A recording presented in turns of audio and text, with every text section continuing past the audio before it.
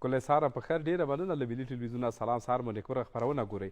تاسې د افغانستان له ګوټ ګوټ څخه راټول شوي تصویرونه ولیدل. افغانستان ښکلی دی او ورسره ژوند ښکلی دی. راځئ ژوند وکئ. خدای دې په افغانستان کې سرتاسري سوله راولي چې موږ او تاسې د افغانستان هر ګوټ ته لاړ شو، د هغې له فرهنګ، د خلکو له عنعناتو سره، له کلتور سره اشنا شو، د خلکو سره روغ باړ خبرې اترې وکړو. نو دا هر څه چی ته ضرورت لري؟ سولې ته.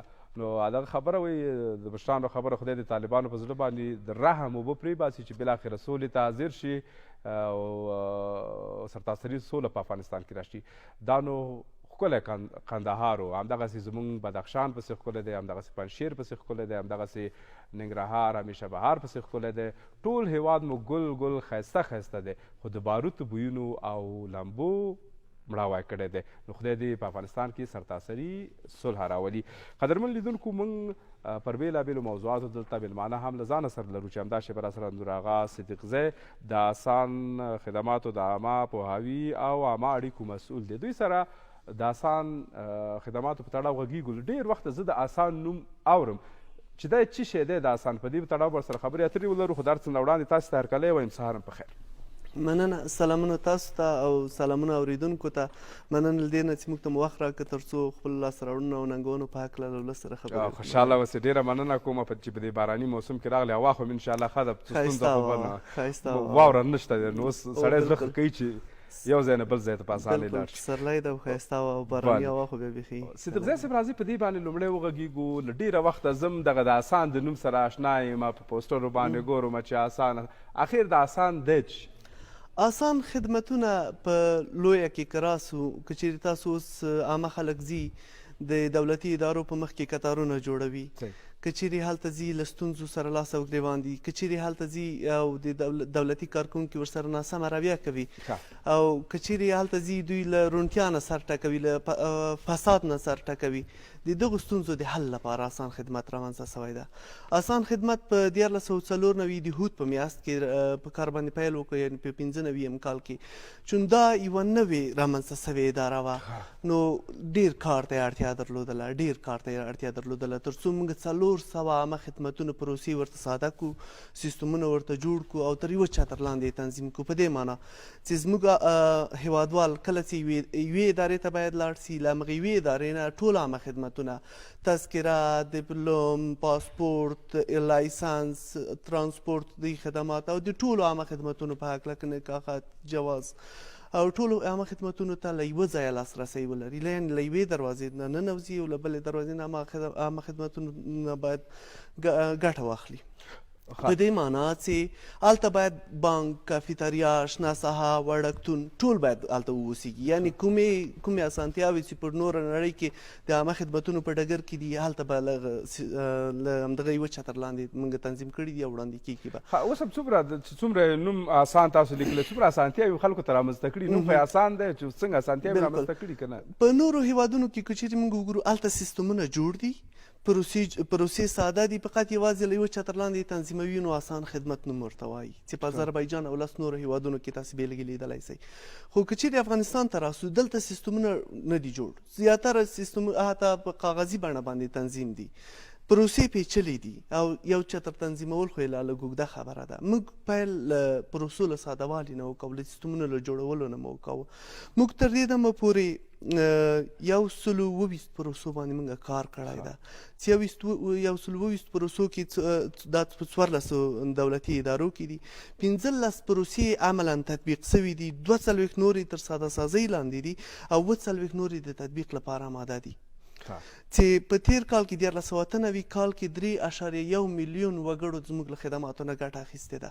چې د خدماتو کې ترانسپورت راځي، ایس ټي او سمال ټاکس پییر افیسز ورته وایي، چې د کوچنیو او منځنیو کچې مالیې ورکوونکو اداره ده چې موږ له پوښښ لاندې نیولې ده. همدارنګه ترانسپورت موږ له پوښښ لاندې نیولی، د کار جواز موږ د پوښښ لاندې نیولی ده، چې دغه تر شا پورې بیا نور سیستمونه کار کوي. لږ زه داسې صدیقزی صاحب زه یو پوښتنه کومه چې لږ واضح شي خلکو ته، که نه که خلک وغواړي چې پوه شي تاسو ته مراجعه وکړي.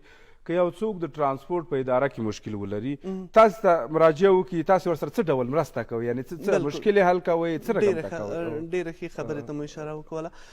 موږ فعلا د ترانسپورټ مې د بیلګې په توګه یاد کړو همدا ترانسپورټ کې زه غواړم در سره خبره وکړم. موږ تر دې دمه پورې د تدارکاتي پیچلو پروسو له امله موږ لا تر اوسه پورې وان سټاپ شاپ یا هغه لومړی خدماتي مرکز نه لرو.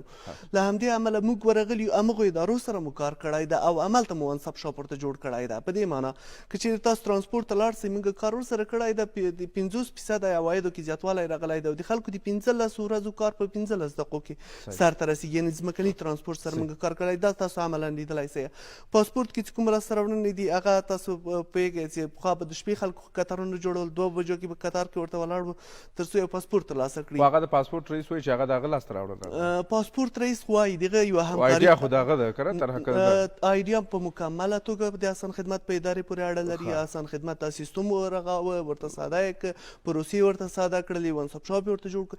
یعنې دا ټول کارونه زموږ وو خو دغه ښه همکاري وه واقعا هغه یعنې باعث شوی ده چې د همغږي او دا دغه یې رامنځته دقیقاً یعنی د اداراتو همکاري ده چې موږ په دې باندې توانېدلي یو تر څو موږ پاسپورټ کې تغیرات راوړو.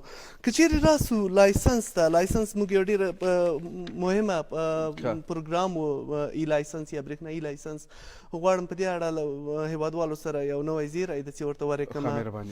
نو د موټر چلولو برېښنایي لایسنس پخوا په کاغذي بڼه باندې وجود درلوده چې د پراخه پیچلې پروسې درلودلې. اوس د برېښنایي لایسنس یوازې له 22 پړاوه پخوا درلودل اوس په یوازې 9 پړاوه لري دا پروسه. په دې معنی پخوا به 22 ځایونو ته یو کس ته تر څو امضا واخلي تر څو هغه پروسه یې سرته ورسوي وروسته له دې نه به 9 ځایونو ته ځي. همدارنګه د جواز سیر هم له 21 پړاوونو نه 11 پړاوونو ته راکم کړو. د دې تر شا موږ یو سیستم ورته جوړ کړو. پخوا ټول اسناد په کاغذي بڼه باندې وو. یعنې په دې معنی باندې چې یو کس کولی شي 2-3 جواز سیره واخلي او د اوس لپاره چې تا یعنې یوازې یو کولی شي. که چېرې په هرات کې څوک یو جواز سیر واخلي نو مستقیم راځي هم دلته ثبتېږي ورسره دلته اکسس ورته لري د ترافیکو ریاست تر څو هلته یعنې واخیستل شو د پلاني کس په نامه باندې حتی بایومتریک او د تذکرې سره مستقیمه اړیکه لري. که چېرې د دې هغه کیفیت ته ځیر شو دا له لوړ کیفیت څخه برخمن ده. یعنې د آیسو په نړیوالو ستندردونو باندې جوړ شوی ده.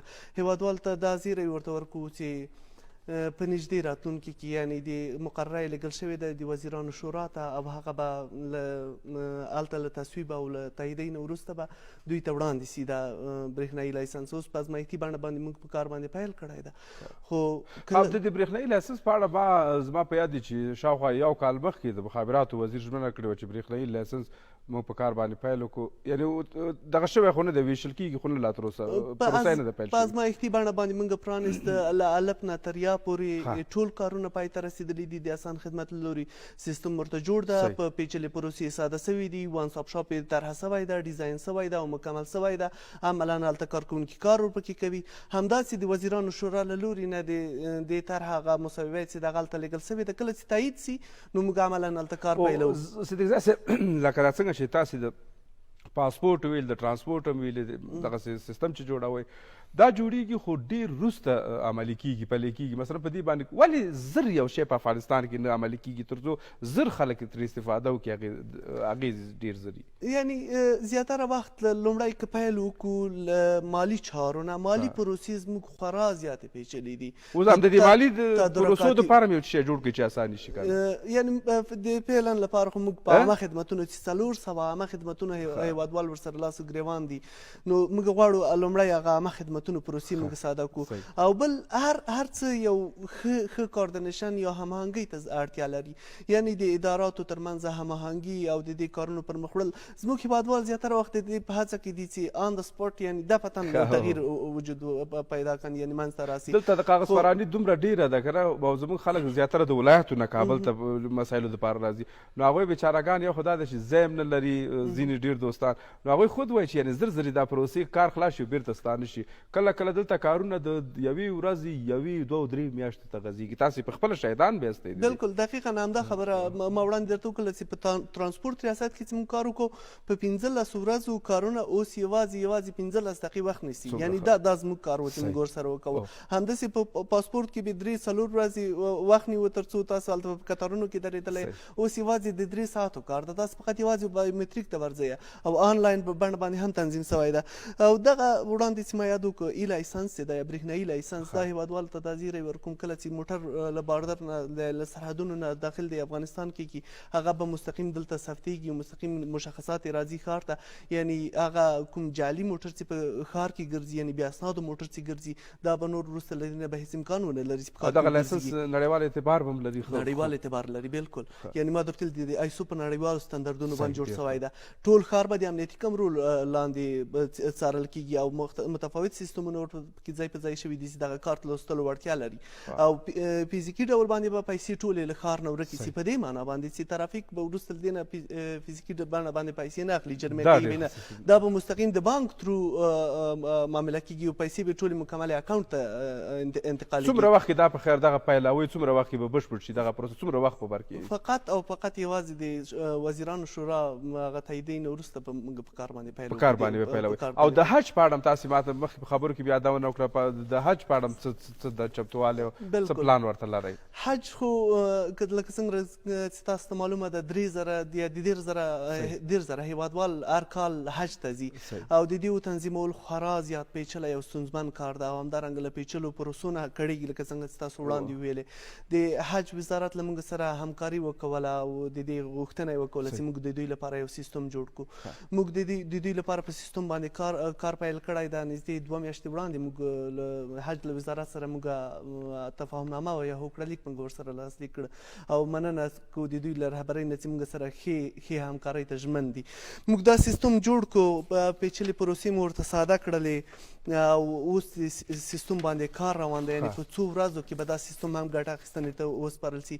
دغه سیستم د پاسپورت له ورکړه نه نیولې تر ویزې د تلو راتلو معلومات له امارو څخه هلته ګټه اخیستنه بایومتریک او دا ټول په بر کې نیسي. په دې معنا کله چې ستاسو والد یا هم کوم سپین ږیری ستاسو له کورنۍ نه یا هم ځوان ځي نو زیاتره وخت د دې اسانتیا نه وي چې تاسو ورځنې خبر شئ چې آیا زموږ حاجي صاحب لاړو یا لاړو نو آیا شارټ لیست شوی ده پروګرام ته که نه دی نو کله چې دی شارټ لیست سي یا هغه انتخاب سي د دغه حج لپاره مستقیم د دوی موبایل ته مسیج سي یا پیغام ورته استول کېږي چې تاسو د حج لپاره سلیکټ شوي یاستئ او بیا کله چې له دې ځای نه پرواز کوي نو بیا هم د کورنۍ ته پیغام استول کېږي چې ستاسو حاجي لاړو د حج په طرف باندې کله چې هلته ورسېږي بیا پیغام ورته استول کېږي.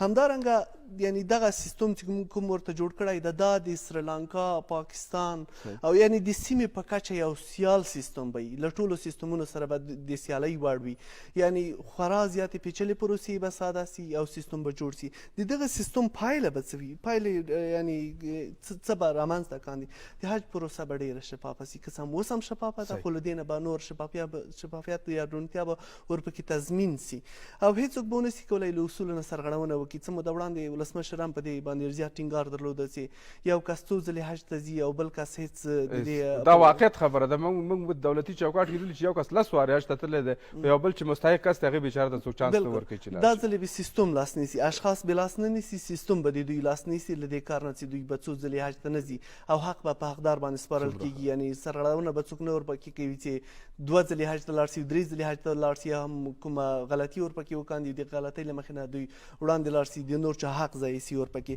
بل وړاندې د حاجیانو روغتیایي وضعیت زیاتره وخت په حج کې دوی په متفاوتو ځایونو کې وي له روغتیایي وضعیت نه دوی ډاډمن نه وي وزارت خو یعنی د روغتیایي وضعیت په اړه باندې دغه سیستم کره راپور ورکونې سیستم به ولري.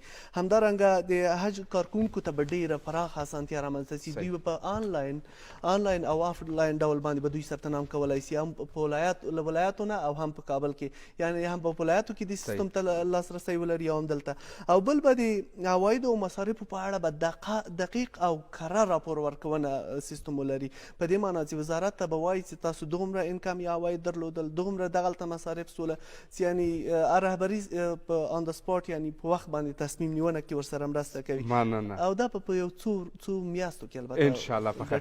ډېره مننه کوم صدیق صاحب خو زه یو وړاندیز درته کوم چې د معارف او د لوړو زده کړو وزارت هم باید داسې یو سیستم جوړ کړي چې د هېواد له ګوټ ګوټ څخه دوی مراجعین لري او زیاتره په دغو وزارتونو کې چې د کاغذ پراني زښته ډېره ده او په دې کې به انشاءالله په آینده خپرونو کې چې راغلې په دې به سره بحث بالکل یو زیری درته لرم چې موږ په دې برخه باندې کار کړی دی انشاءالله له عامل معارف سره کار کړی هم له لوړو زده کړو سره کار کړی انشاءالله په راتلونکي خپرونه کې به لیدونکو ته پراخه معلومات وړاندې انشاءالله حتما نو ستاسې د کار ساحه ډېره لمن ډېره پراخه ده نه کېږي چې مثلا 15 یا 20 دقیقو کې موږ په ټولو مسایلو غږیږو انشاءالله په راتلونکي خپرونه کې به درته بل نه درکوو په نورو موضوعاتو بیا انشاءالله په هغې کې وغږیږو خوشحاله اوسئ ډېره مننه کوم نور آغا صدیق زی